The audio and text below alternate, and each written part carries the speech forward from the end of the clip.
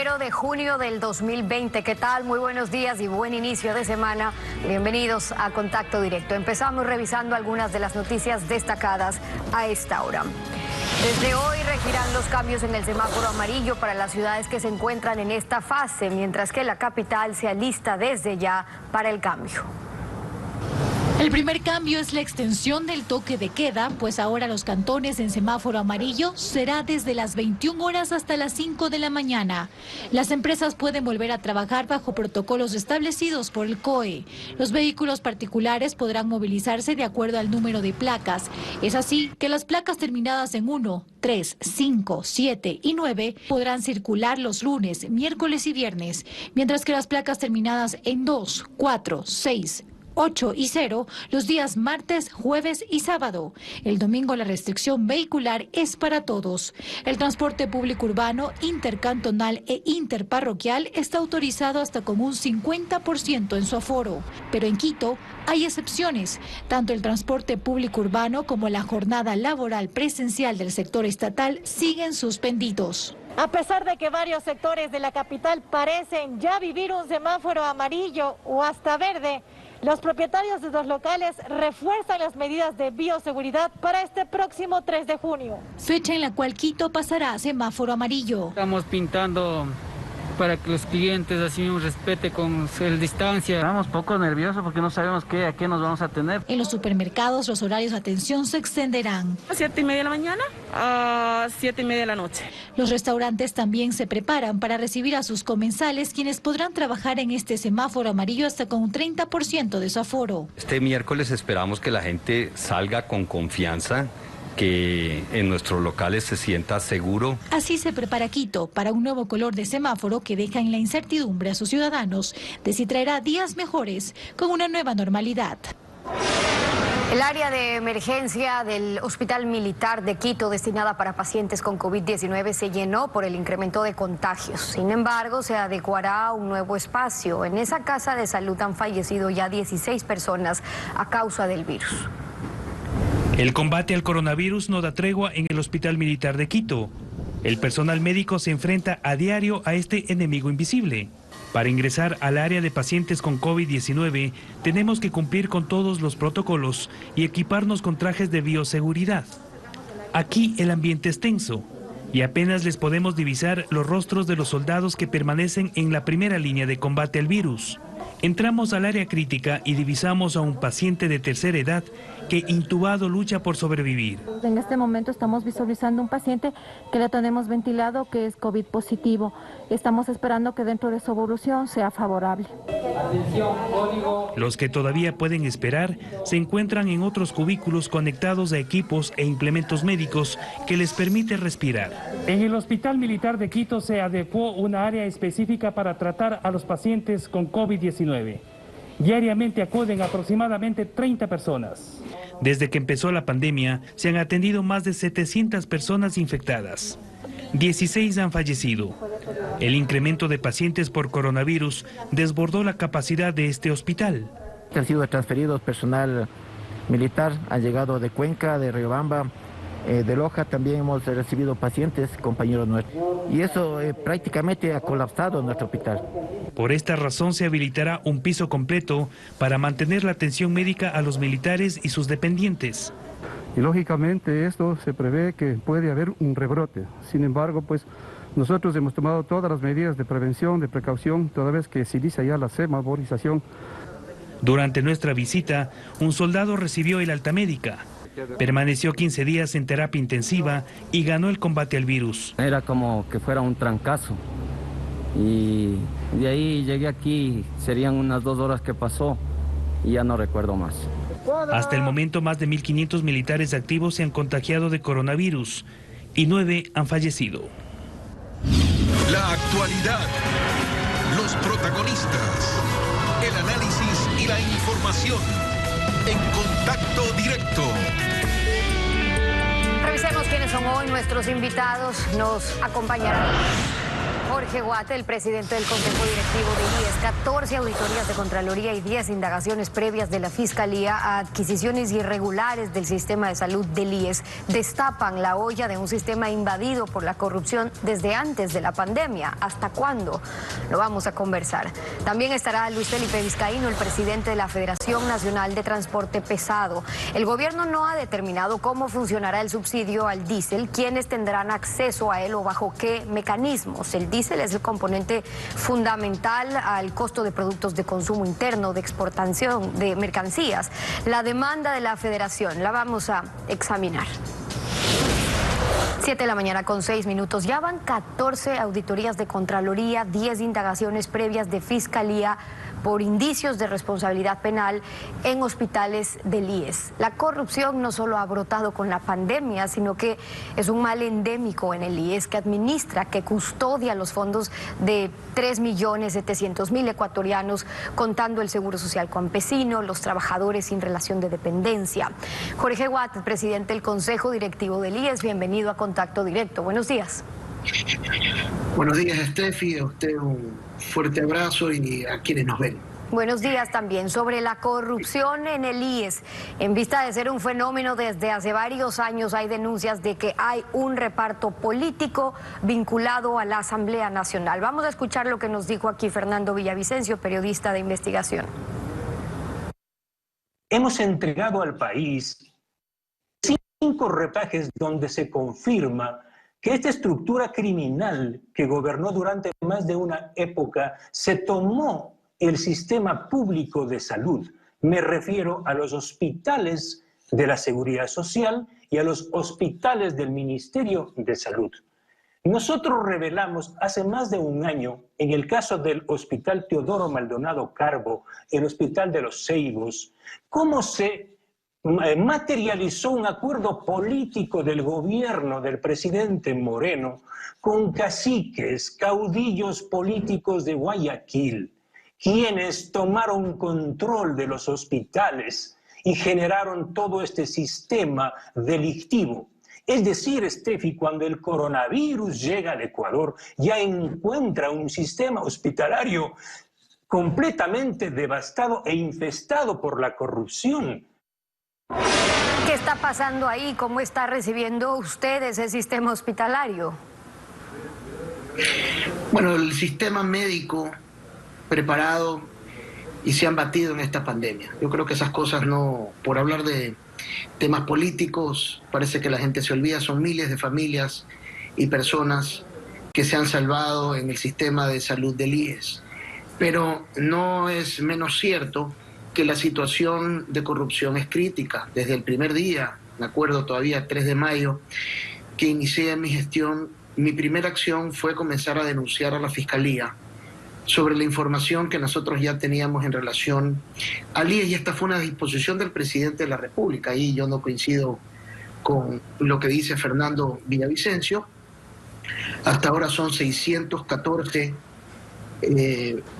contratos que hemos enviado en mi gestión y 165 contratos que se envió en la época de mi antecesor Paul Granda, quien también tenía un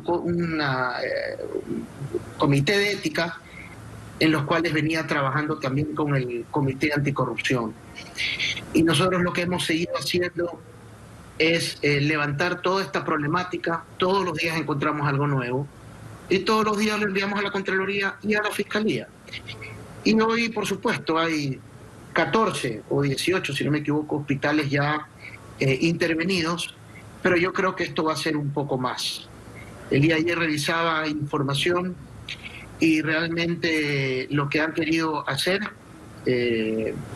las estructuras delictivas dentro del IES ha sido una cosa de vergüenza. Bueno, y lo que pasa después es realmente la preocupación, ¿no?, para la ciudadanía, porque si usted, que no va ni un mes, levanta 600 contratos y antes, en el tiempo que estuvieron, fueron 100 y antes de eso menos, ¿hacia dónde van a estar orientadas ahora las investigaciones internamente en el IES? Digo internamente, visto que la Asamblea no investiga, la Fiscalía se encuentra solamente con los peces chicos, porque finalmente es lo que estamos viendo. Es decir, si allí está funcionando cuando una estructura que no es de ahora, que ya se está denunciando, que están encontrando información, que tuvieron que allanar o cerrar 14 instituciones u hospitales o casas de salud? Entonces, ¿a quién están respondiendo? ¿Quiénes son los involucrados? Finalmente es lo que quiere saber el país, porque agarran a uno o a dos, a los directores, a los contadores, pero ¿quién está atrás de todos estos casos? Todo eso está en manos de la Fiscalía. Y nosotros cada vez que vamos levantando información, se lo insisto, Steffi, va directamente a manos del Contralor y de la Fiscalía General del Estado para que haga las respectivas investigaciones. Obviamente ellos son la contraparte para poder empujar estos casos. Nosotros le hemos planteado las empresas, los contratos, y esto no solamente va a ser por la emergencia, sino también que tenemos que ir caminando hacia atrás, hasta que esto finalmente genere un escarmiento importante y que la gente no se quiera meter con los recursos del Instituto Ecuatoriano de Seguridad Social. El presidente conmigo fue claro: si es que retiras al 99% de las personas, te equivocarás en el 1%. Y la disposición de él fue ir con todo, y eso es lo que estamos haciendo. Y diciéndole a la ciudadanía la verdad. Lo que encontramos, lo comunicamos y se le entregamos a las autoridades para que ellos investiguen y condenen a las personas que han estado involucradas en este tipo de acciones que no son de ahora y que también nos golpearán hacia futuro. Nosotros hemos establecido esquemas de control, pero usted sabe que lo mañoso puede más que lo que está estructurado dentro de la ley. Ahora, cuando usted hace hincapié en que ya se le ha entregado, que esto está en manos de Contraloría, Fiscalía, lo que les corresponde en sus funciones, es que si es que se quieren esperar resultados, también es ya recibir con la información que tienen ahí que finalmente haya datos concretos. En hospitales grandes del Guayas, en los casos que han revisado del Hospital Teodoro Maldonado Carbo, del Hospital de Los Ceibos, ¿qué han podido determinar ustedes en el último tiempo después de las denuncias que se presentaron? Mire, le voy a poner para muestra un botón. Hay $50 millones en contratos en el Teodoro Maldonado Carbo.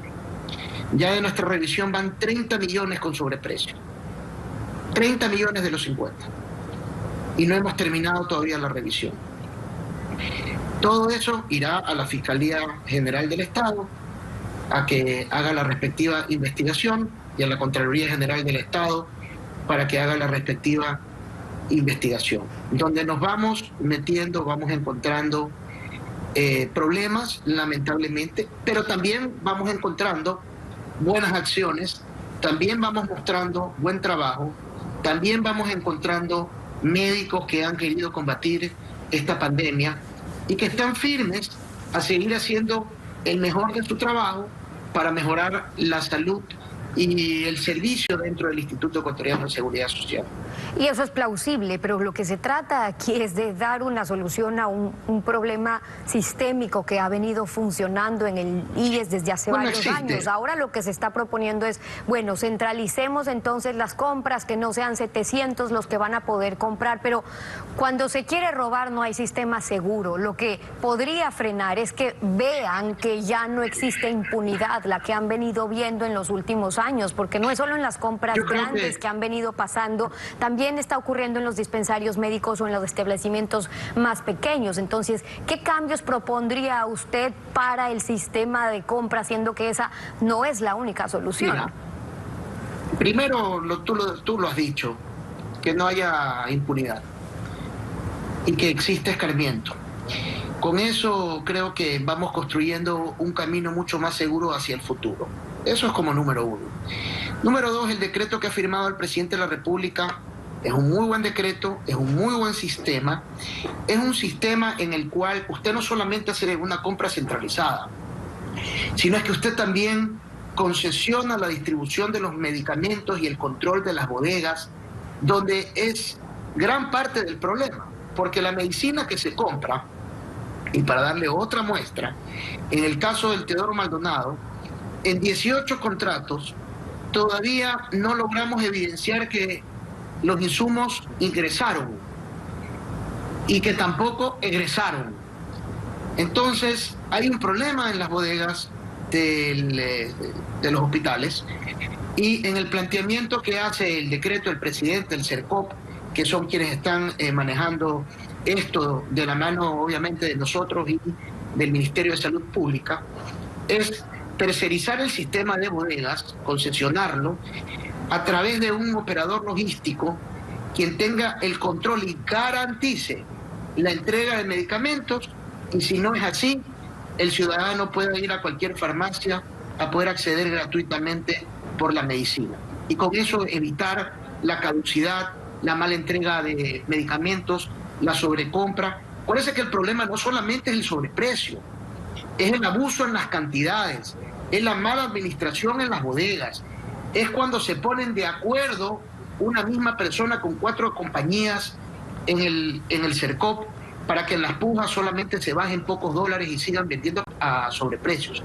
El problema es mayor, no solamente involucra a una institución, involucra todo un sistema que a mi criterio personal hay que reverlo si queremos limpiarlo y meter, como usted dice, peces grandes a la cárcel. ¿Y cómo limpiarlo? ¿Cómo reverlo? Me refiero a eso porque si usted nos está hablando y lo que nos está diciendo hoy es que de 50 millones que revisan en contratos, 30 millones tienen sobreprecios, que están revisando contratos en los que resulta que no ven si realmente entran o salen los medicamentos, que no estamos hablando solamente de sobreprecios, sino además la cantidad que compran y luego vayan a ver cómo terminan caducando. Pero es que estas historias las venimos escuchando años y no solo que la escuchan, los pacientes, los enfermos la viven porque es su salud. Entonces, si ya saben lo que está ocurriendo y hay que tomar medidas drásticas, en su caso, usted particularmente, ¿qué es lo que va a hacer para que sea esa cirugía mayor de la que estaban hablando?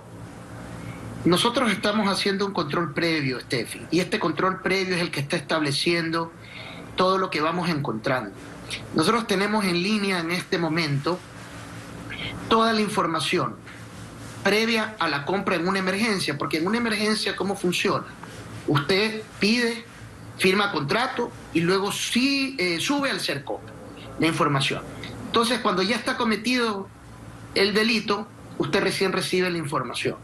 Nosotros lo estamos haciendo previamente, le estamos retirando los estudios de mercado a los diferentes hospitales, porque ese era otro problema.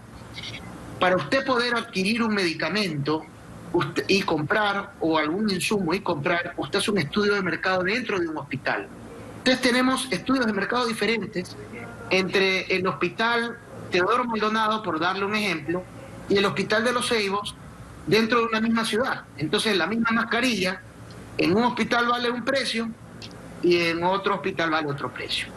Entonces eso es otro problema. Estamos centralizando el estudio de mercado, haciendo control previo, revisando, controlando, llamando a proveedores para poder identificar los precios previamente, y luego de eso estamos autorizando que se hagan las compras y revisando y monitoreando el proceso de compra pública.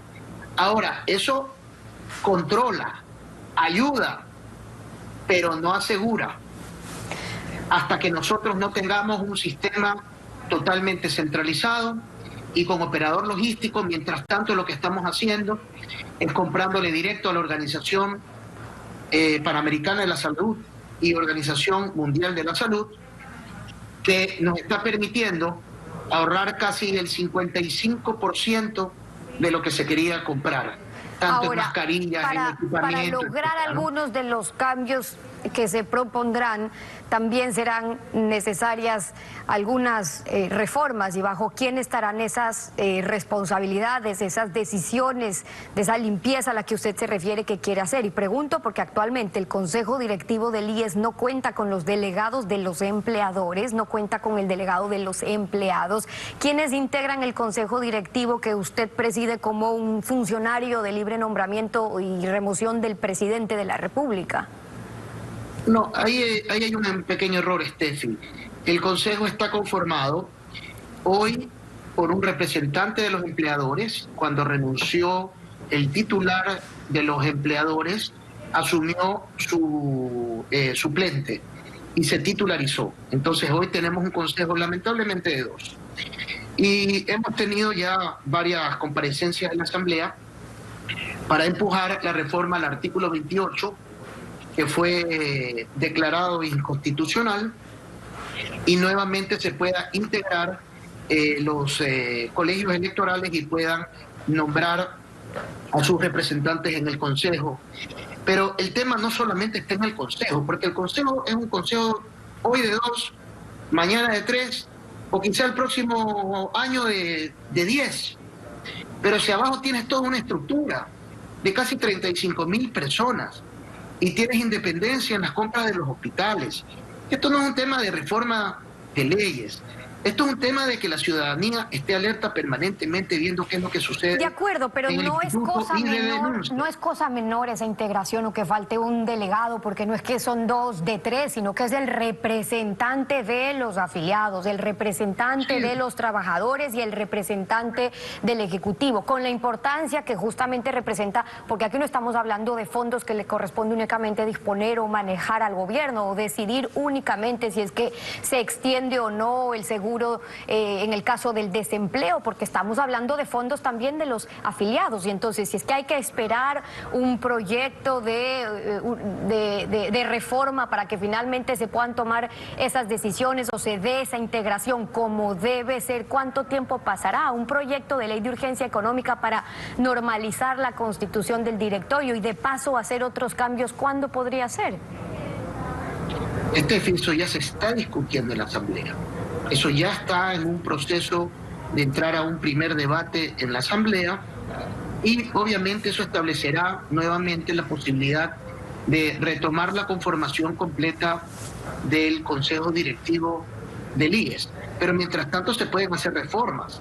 El IES no está en acefalía en relación a las decisiones internas que pueda tomar a través del Consejo y a través del Consejo que existe se está haciendo el trabajo. Ahora, los recursos del IES se administran también a través del BIES, que tiene un directorio totalmente conformado y con representación de los jubilados, de los afiliados y obviamente del gobierno nacional también.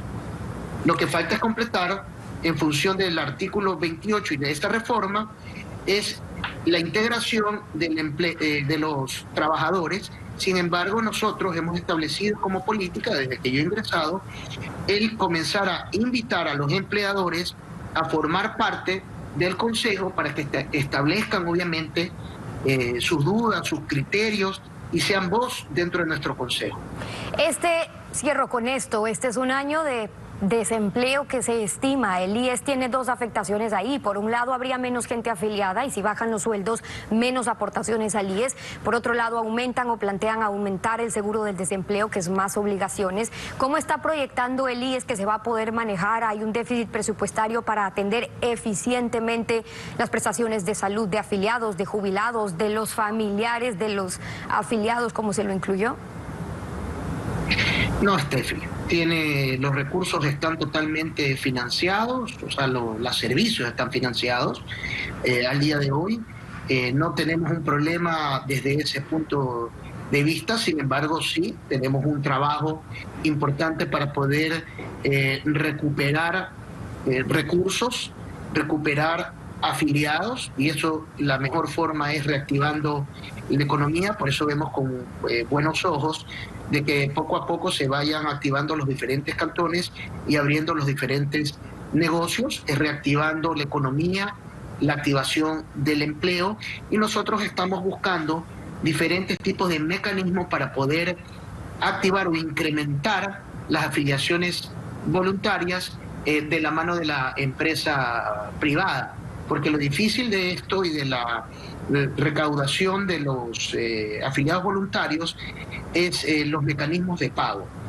Entonces, así poco a poco vamos a intentar recuperar los 150.000 aportantes que ha perdido el IES desde el mes de enero de este año, y obviamente que nos genera una preocupación porque se reduce el ingreso, ¿no? Y esos son parte de los retos que tiene ahora el presidente del Consejo Directivo del IES, Jorge Guateda, acompañándonos en Contacto Directo. Gracias por haber estado con nosotros.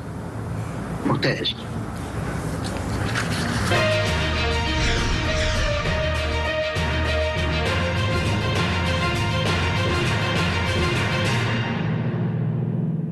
La impunidad alienta a los corruptos. El brote de corrupción despertado en todo el territorio nacional por esta pandemia, por el coronavirus, lo ubica ahí respetando la luz roja del semáforo humanitario. Alfredo, buenos días, ¿cómo te va? Buen día, Estefi. Buenos días a todos. Está claro, la corrupción ha desbordado a las funciones del Estado, incapaces de pagarla, desnudada con el baño de verdad a la dictadura que la mostró pervirtiendo a las instituciones republicanas. Empezando por la constituyente que eliminó control previo en contratación pública, dictó ley para contratar a dedo, se embolsicó los fondos para emergencias. La Asamblea jamás llamó a juicio político a un ministro del Ejecutivo.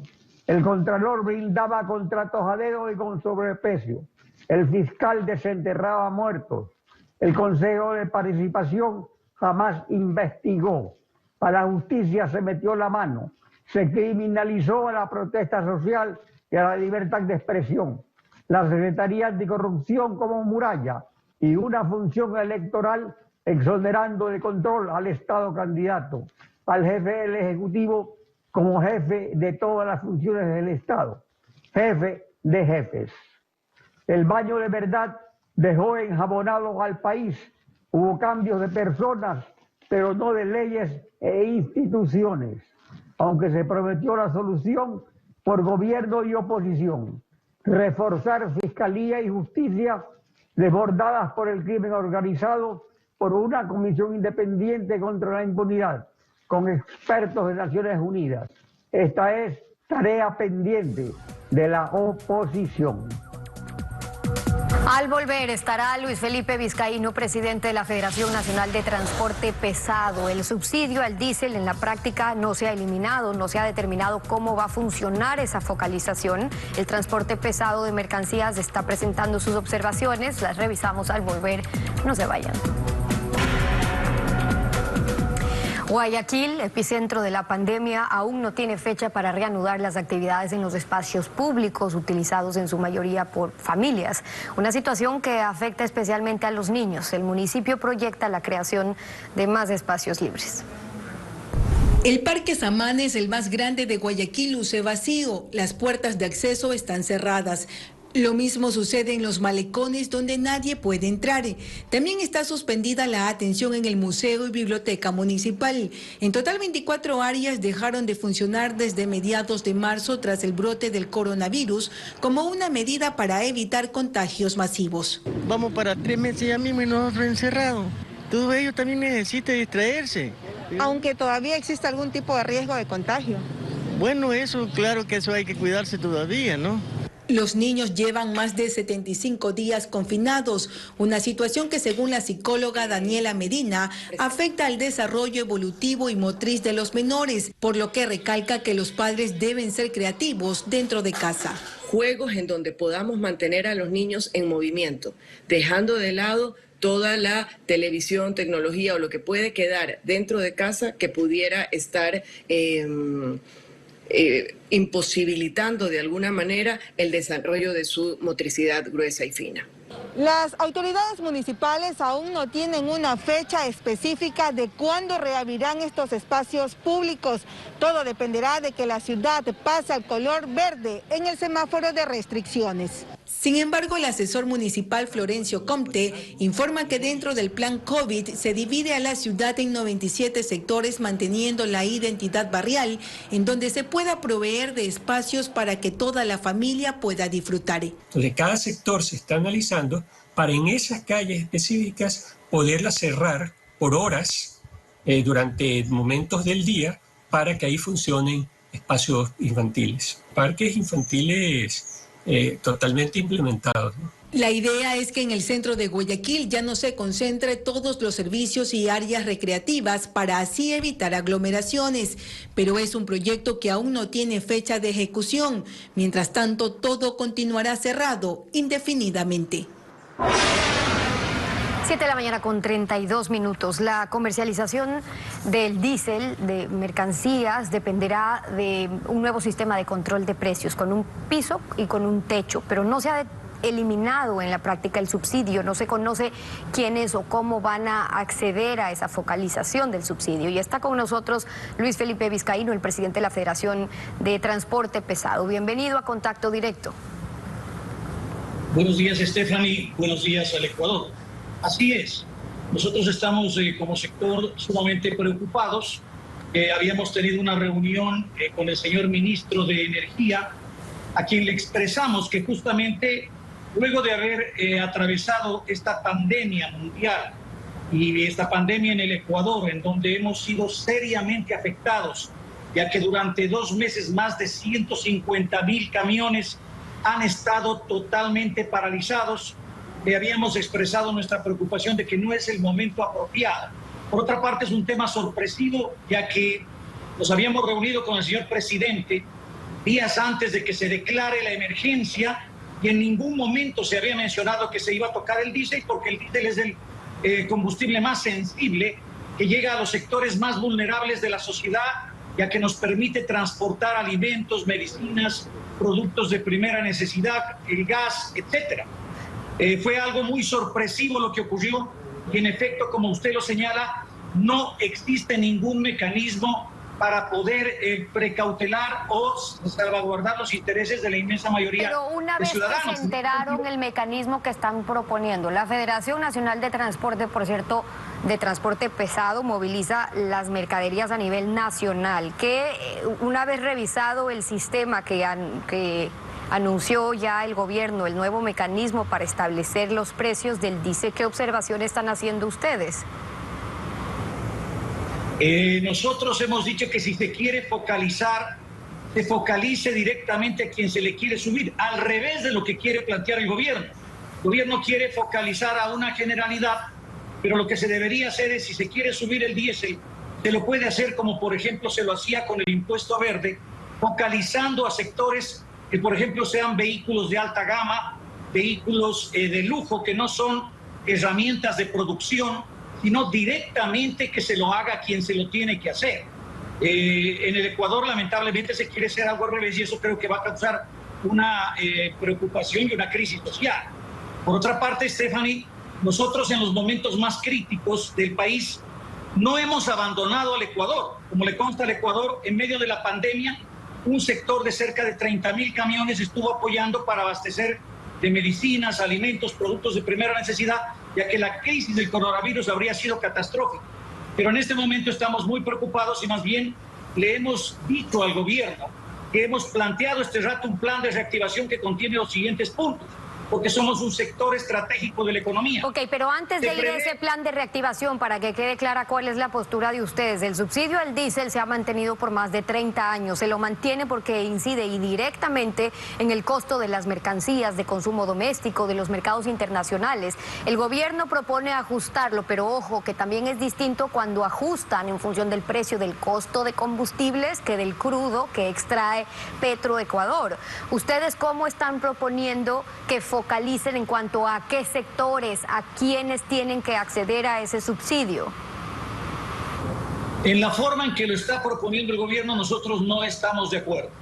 Nosotros estamos diciendo que se identifique a los sectores que se les quiere incrementar, que tienen que ser los vehículos de alta gama, los vehículos de lujo, como se lo hacía con el impuesto verde. Hay una base de datos levantada para identificar directamente a los sectores que se les quiere incrementar. Pero en este momento, Stephanie, no hay ningún mecanismo. El ministro nos ha dicho que este año no va a subir el diésel porque habría una sobreoferta mundial, pero sí nos queda una enorme preocupación y le pedimos al gobierno que por favor defina este mecanismo y que sea fruto de un consenso, que no sea fruto unilateral de una posición, sino que tiene que ser de un diálogo, porque en este momento todos los ecuatorianos tenemos que dialogar para poder encontrar las mejores soluciones. Ahora, lo que están proponiendo es al revés, es decir, cómo acceder cuando el precio esté por encima del techo. Eso no está ocurriendo ahora. Entonces, el Estado subsidia cuando eso ocurre. ¿Cómo sugieren que se lo pueda hacer? El gobierno dice, bueno, mañana será que una tarjeta electrónica, será un valor mensual fijo de consumo, es decir, no que se pueda establecer un mecanismo para los que no tengan que ser subsidiados, sino al revés, para los que tengan que recibir el subsidio. subsidio, en este caso ustedes o distintos sectores. De ser así, ¿cuál sería el mecanismo más óptimo? Y pregunto esto porque si ya se lo está planteando sobre la mesa, lo normal es que hayan tenido conversaciones sobre cuál será el mejor mecanismo o el mecanismo idóneo para que pueda funcionar correctamente y no sea nuevamente un mecanismo que pueda prestarse a favoritismos. Así es. No se puede plantear la entrega de tarjetas o de precios artificiales en la economía, en donde usted dice este precio en un surtidor o este precio en otro surtidor, porque eso generaría un contrabando interno, es una preocupación que tenemos. Más bien lo que se puede hacer es identificar, como se lo tenía en el impuesto verde, una base de datos y que se incremente, o vía impuesto verde, como se lo hacía anteriormente, se le cobre a quien se le tiene que cobrar, a los vehículos de alta gama, a los vehículos de lujo, etcétera, etcétera, etcétera, a diferentes sectores que ya se los tiene identificados, pero que se cobre directamente. Pero el mecanismo que actualmente existe todavía es incierto, está abierto, y más bien le pedimos al gobierno que se dialogue para encontrar un mecanismo de solución. Fruto de la pandemia, Stephanie, si me permite, también le estamos planteando más bien al gobierno, nuestro sector que es aliado de las importaciones, de las exportaciones, del comercio, del abastecimiento de productos de primera necesidad, ya que va a haber una caída del Producto Interno Bruto este año que se calcule más del 10%, que por favor se cierre la modalidad. Existe una sobreoferta este rato de camiones, de empresas de transporte. Los fletes han caído en los últimos 10 años. Los insumos del transporte lamentablemente han subido en cambio al doble. Las llantas, los aceites, los filtros. En la región tenemos los precios más caros de estos insumos. Ok, pero ¿cómo cerrarlo entonces? Porque lo que ustedes están planteando es que en Ecuador hay 200.000 camiones, que eso es 50.000 más de los 150.000 que según ustedes necesitan. Pero el hecho cierto es que han bajado los precios de los fletes, lo cual conviene a una economía competitiva. ¿De quién depende que exista esta sobreoferta que usted dice? ¿O qué pasa entonces ahí con los precios del flete? Claro, conviene, pero no a costa de la quiebra de nuestro sector, porque en los últimos 10 años los fletes han caído a menos de la mitad, sin embargo los costos han subido casi al doble, pero no se puede de parte del Estado, la única modalidad que está abierta es la del transporte pesado, seguir creando más empresas, seguir trayendo a la economía más camiones, eso afecta.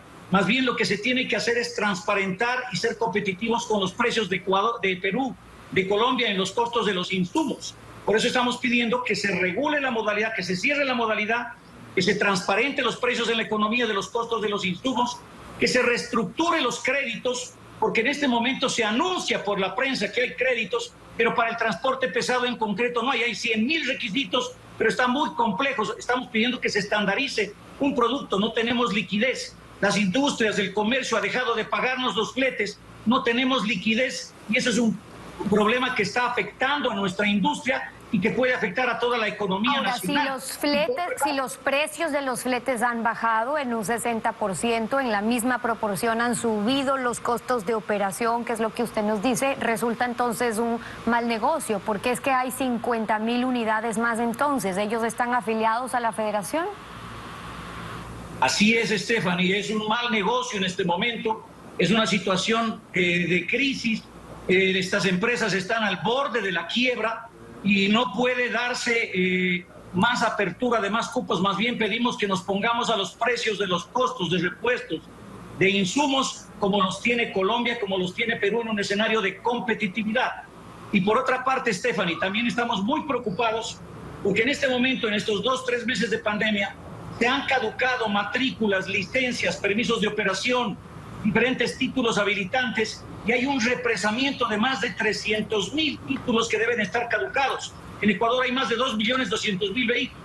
Y vemos con preocupación que los municipios, posiblemente ahora que vamos a entrar en semáforo amarillo, y eso para todos los ciudadanos, van a comenzar con los controles, etcétera, que está bien, pero que lamentablemente durante muchos años hemos sido víctimas en las carreteras de la corrupción y el abuso de muchos agentes de control, por lo cual nosotros queremos plantear que haya una moratoria de por lo menos 90 días y un plan ordenado para que se actualice la calificación de matrículas, títulos habilitantes, licencias, y no seamos los conductores y transportistas víctimas del abuso de la corrupción en las carreteras del Ecuador. El problema es el control, es decir, para que no en cambio sea la ciudadanía víctima de otro tipo de abusos, pero luego cuando estamos hablando del control y ustedes llevan denunciando años el tema de los trámites o la simplificación de trámites que resultan tan engorrosos, todavía no tienen una salida, pero lo que usted está proponiendo entonces, que el sector necesita sincerar precios también, el gobierno que baje, por ejemplo, los aranceles para camiones, para llantas, para aceites, para